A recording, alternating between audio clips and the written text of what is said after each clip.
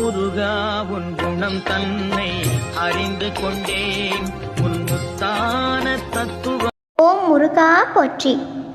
பழனியிலிருந்து உன்னை பார்க்க உன் முருகப்பெருமான் அப்பா இரண்டாவது முறையாக உன்னை தேடி வந்திருக்கின்றேன். என் செல்லமே, என்னை அலட்சியம் செய்து தள்ளிவிட்டு விடாதே. சில சமயங்களில் என்னை பார்த்தும் கண்டு கொள்ளாமல் செல்கின்றாய். ஏன் என் செல்லமே? உன்னிடம் முக்கியமான விஷயங்களை சொல்ல வேண்டும் என்று வரும்பொழுது சில சமயங்களில் நீ கண்டு கொள்ளாமல் செல்கின்றாய் அல்லவா? இப்பொழுது உன்னிடம் பேசியே ஆக வேண்டும் என்று உன்னை தேர்ந்தெடுத்து வந்திருக்கின்றேன் என் செல்லமே. இந்த வாழ்க்கை எதிர்பார்க்காத நேரங்களில் பல ஆச்சரியங்களை கொண்டு வந்து சேர்க்கிறது. ஏன் என் செல்லமே, நான் சொல்வது சரிதானே?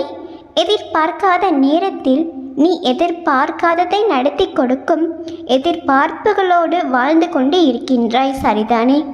இது நடக்கணும், இது நடந்தே ஆகணும், இது கிடைக்கணும், கடவுளின் துணை எனக்கு எப்பொழுதும் இருக்கும், எனக்கு நல்லதே நடக்கும், எல்லாம் நல்லபடியாகவே நடக்கும் என்று மனதில் நம்பிக்கையுடன் இப்பொழுதும் வாழ்ந்து வந்து கொண்டுதான் இருக்கின்றாய் என் செல்லமே.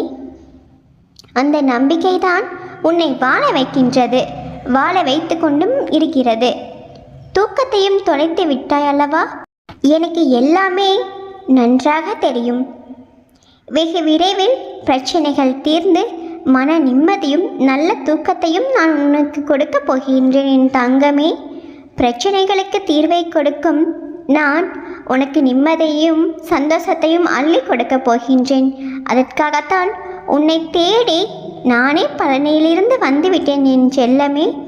உன்னுடைய ஆழ்ந்த உறக்கத்தின் பொழுது கூட உன் மனதில் இந்த பிரச்சனைகள் தீர்ந்தால் நன்றாக இருக்கும், இந்த பிரச்சனைகள் கூடிய விரைவில் தீர்ந்துவிட வேண்டும், மன நிம்மதியும் நல்ல தூக்கத்தையும் மன சந்தோஷத்தையும் எனக்கு கொடுக்க வேண்டும் என் கடவுளே என்று தினம் தினம் உன் மனதில் இயங்கிக் கொண்டு இருக்கின்றாய். ஏன் என் செல்லமே? பிரச்சனைகள் அனைத்திற்கும் முற்றுப்புள்ளி வைத்து உன் பிரச்சனைகளை தீர்த்து கொடுக்கக்கூடிய தூக்கமானது அப்படி ஒரு நல்ல உறக்கம் உனக்கு தரப்போகின்றேன் என் செல்லமே. நாட்களாக தூக்கம் இல்லாமல் வேதனையுடன் வலியுடன் நீ தத்தளித்து கொண்டுதான் இருக்கின்றாய். ஆனால் உன் பிரச்சனைகளை எப்படி சமாளிப்பது என்று தெரியாமல் தத்தளித்து கொண்டு இருக்கின்றாய் என் தங்கமே. நான் சொல்வது சரிதானே? உன்னுடைய அப்பா உன் வாழ்க்கையில் நடந்து கொண்டிருப்பதை அப்படியே சொல்கின்றேன் அல்லவா? அப்பா முருகப்பெருமான் நான் சொல்வதை நீ கேட்டுக்கொண்டுதான் இருக்கின்றாய் என் செல்லமே. வருத்தப்படாதே. என்னுடைய தரிசனத்தை இந்த நாளிலிருந்து நீ பெற்றுவிட்டாய். அதனால் இன்றையிலிருந்து உன் வேதனை படிப்படியாக அப்படியே குறைவதை நீயே உணரப்போகின்றாய். எல்லாவற்றையும் சமாளிக்கக்கூடிய மிகப்பெரிய ஆற்றலையும் சக்தியும் நான் உனக்கு கொடுக்க போகின்றேன் என் செல்லமே. நீ எதற்கும் தேவையில்லாமல் வருத்தப்பட்டு கொண்டு இருக்காது.